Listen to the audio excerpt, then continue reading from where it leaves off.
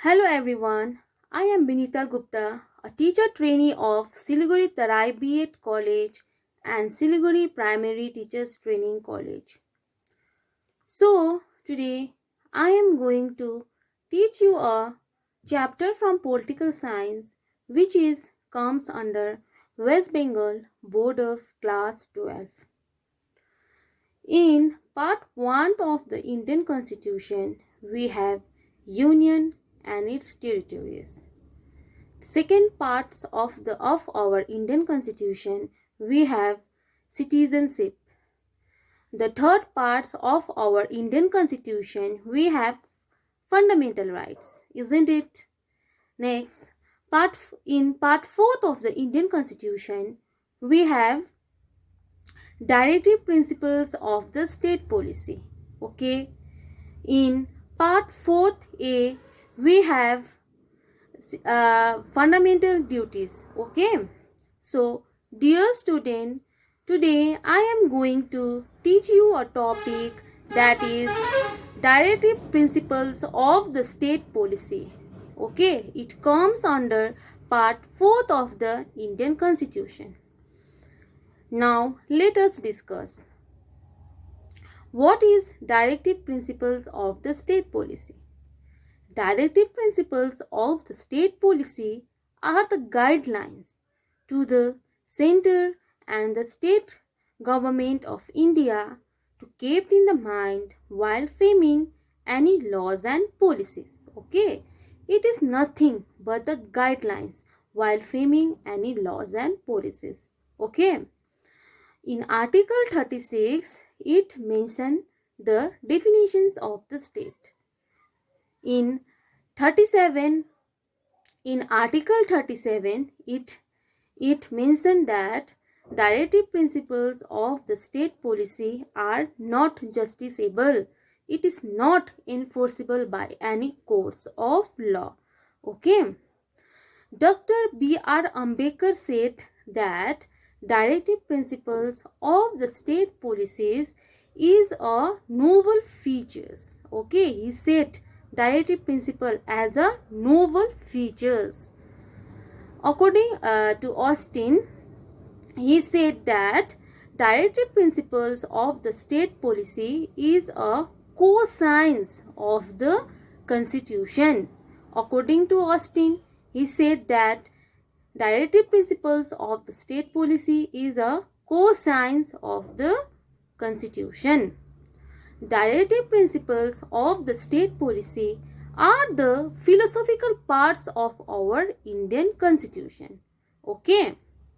Next, discuss about the features of Directive Principles of the State Policy. Now, number one features is Directive Principles of the state policy are nothing but the guidelines to the center and the state government of India while framing any laws and policies. It is only the guidelines. Okay, while framing any laws and policies. Now, number two features is it comes under part 4th of the Indian Constitution. Okay, it comes under part 4th of the Indian Constitution. Now, next, third features of Directive Principles of the State Policy is it borrowed from the Irish Constitution. Okay, the Irish Constitutions also borrowed from the Spanish Constitution. Okay, so Directive Principles of the State Policies are borrowed from the Irish Constitution. Next features of Directive Principles of the State Policy is the aims and objectives. The main aims and objectives of the Directive Principles of the State Policy is to make a welfare state. Okay, in order to promote and protect the economic and social well-being of the citizen. Okay. Next features of Directive Principles of the State Policy is It is not justiciable. It is not enforceable by any courts of law. Here I give you an example. Okay. If anyone breaks the law of directive principles of the state policy, in that we do not directly approve to the Supreme Court or High Court. Okay. Here we do not allow to go and appeal any cases. Okay. For that it is not justiciable. It is not enforceable by any courts of law. Next features of directive principles of the state policy is, though it is not enforceable by any courts of law, it is not enforceable, but it helps the court in determining the constitutional validities. Okay. Next features of directive principles of the state policy is, it is instrument of instruction. What it means? It means it is only the guidelines while framing any laws and policies. Okay. Directive principles of the state policy resemble the instrument of instruction enumerated in the Government of India Act, Indian Act of 1935. Okay.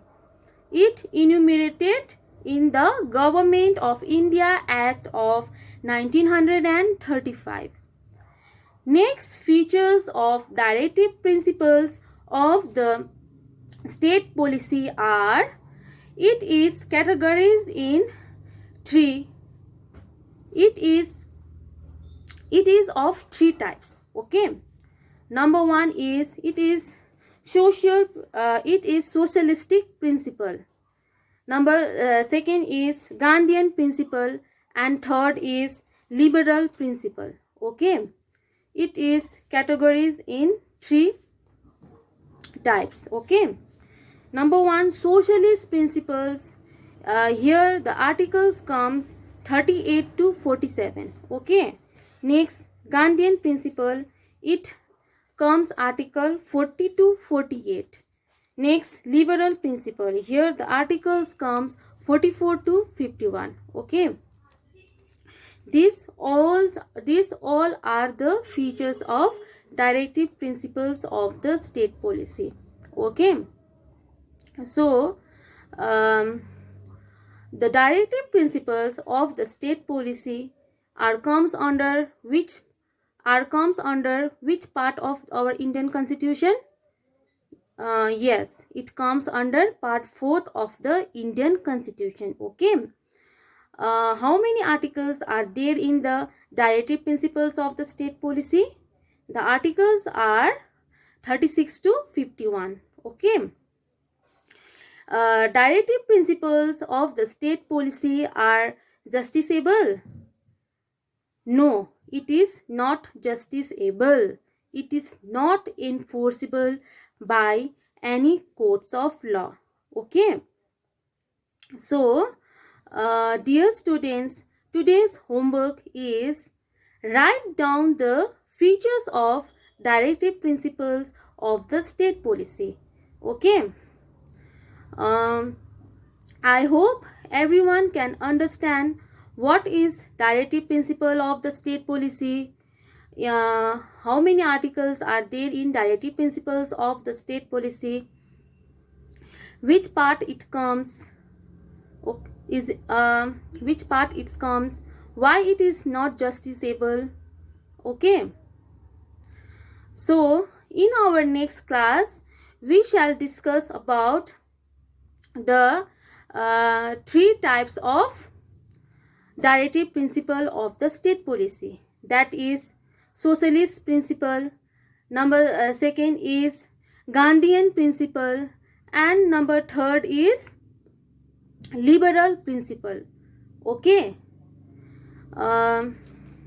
If you have any doubt, so please comment me. Okay. Thank you.